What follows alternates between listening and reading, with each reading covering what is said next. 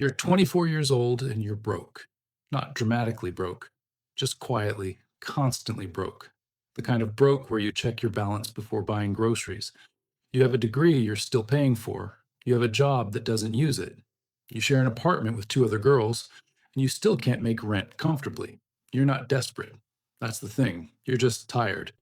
Tired of calculating, tired of saying no to things, tired of watching other people your age seem to figure it out while you're still waiting for something to change. Then a friend of a friend mentions a trip. Colombia. All expenses paid. 5 days. All you have to do is carry a suitcase back. You don't ask what's in it, you already know. But you tell yourself you don't. That's the first decision. It feels like nothing. The money is $8,000 cash for one flight. You say yes.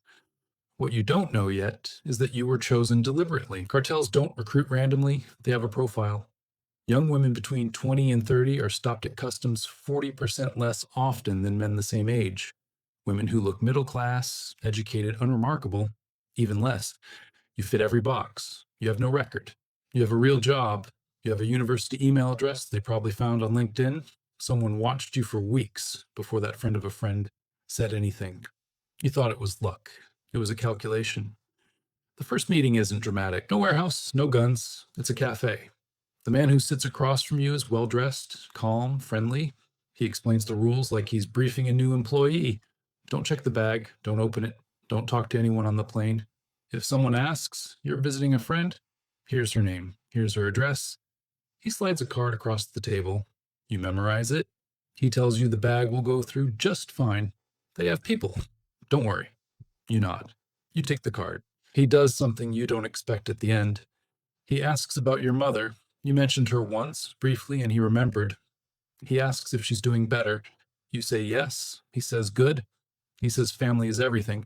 You walk out of that cafe feeling somehow like you've been taken care of. You're already in. You don't tell anyone. Not your roommates, not your best friend, not the one person you almost told twice.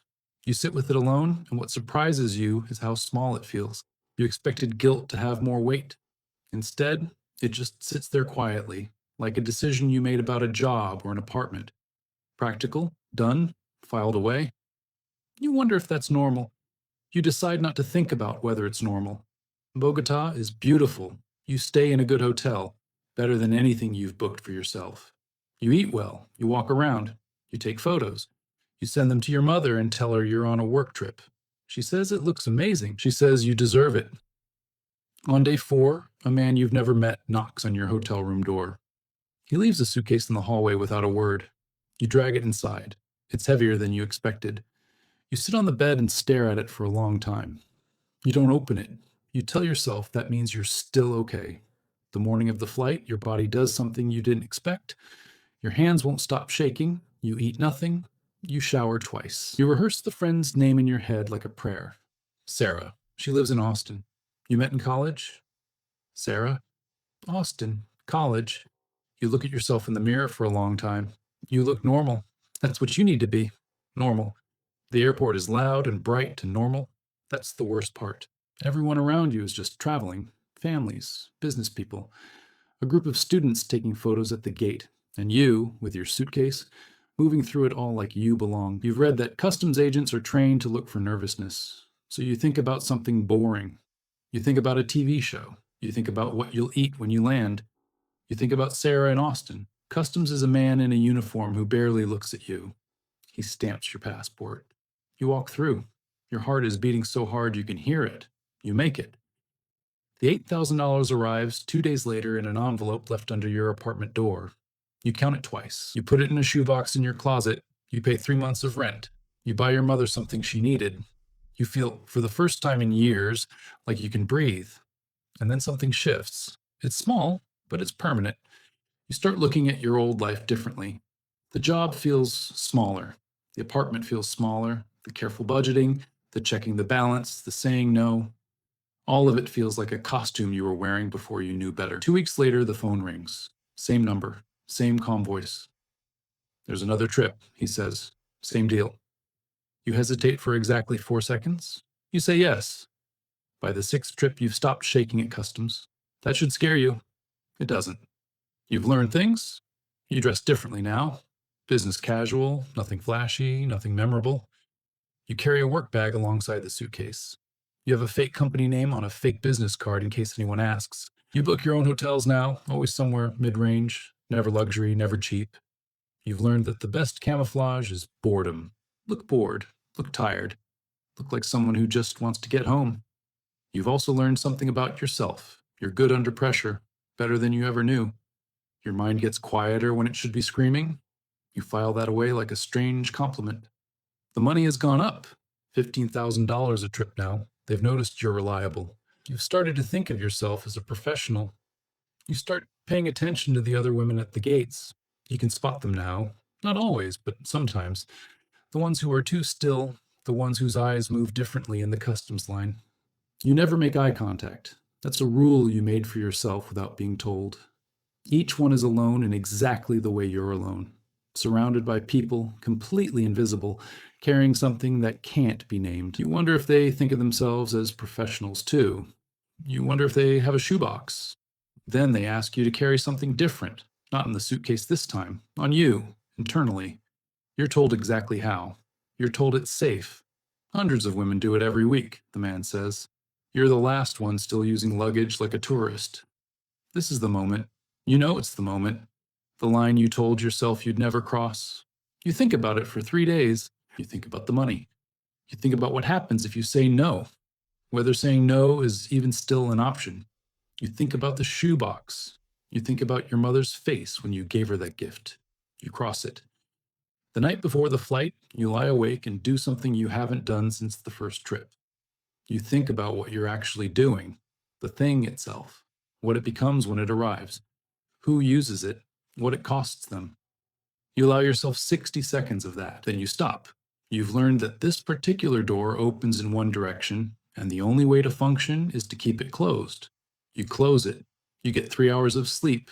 You shower. You get dressed. You look normal.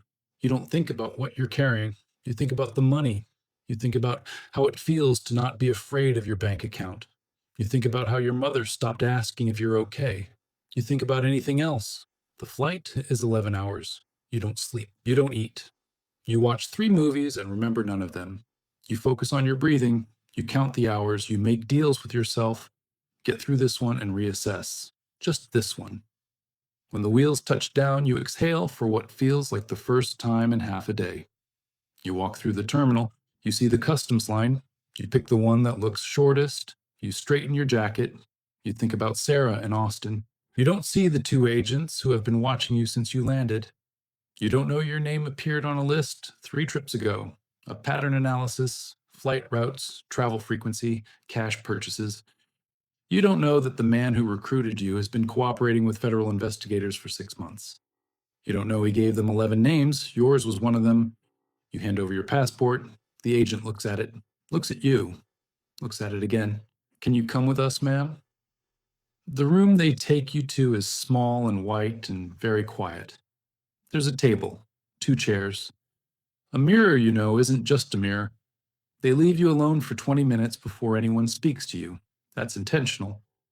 You learn later it's called the isolation effect. It works. When they come in, they already know everything.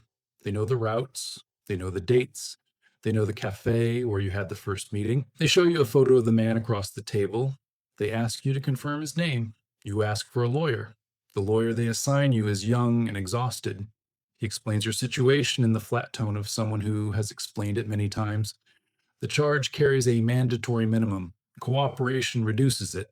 Non-cooperation doesn't change the evidence, only the sentence. You cooperate. Later, much later, you'll try to remember the exact moment you decided. The cafe, the card across the table, the suitcase in the hotel hallway, the shoebox full of cash, the mirror in the Bogota hotel room where you looked at yourself and said, normal? But the truth is, there was no single moment.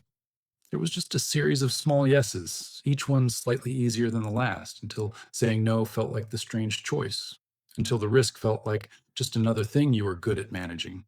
You were never a criminal. You were just someone who needed money, fit a profile, and got very good at not asking questions. That's all it took. That's all it ever takes.